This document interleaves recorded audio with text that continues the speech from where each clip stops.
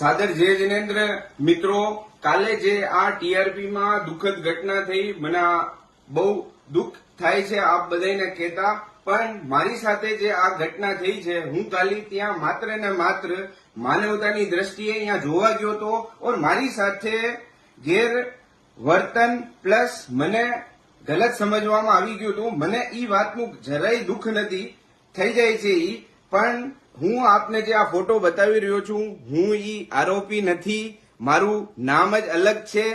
હું આપને મારા ડોક્યુમેન્ટ બી બતાવું છું. આ મારા ડોક્યુમેન્ટ છે. અંકિત સંપતલાલ સાંખલા મારું નામ છે. હું આપ બધાય મીડિયા પાર્ટનર જેટલા દેશ વિદેશમાં, રાજકોટના, ગુજરાતમાં, આપ બધાને નમ્ર વિનંતી કરું છું કે આ વિડીયો જલ્દથી જલ્દ આપ હટાવો. આમાં મારી ઓર મારી ફેમિલીના માટે બહુ આ ખતરનાક સાબિત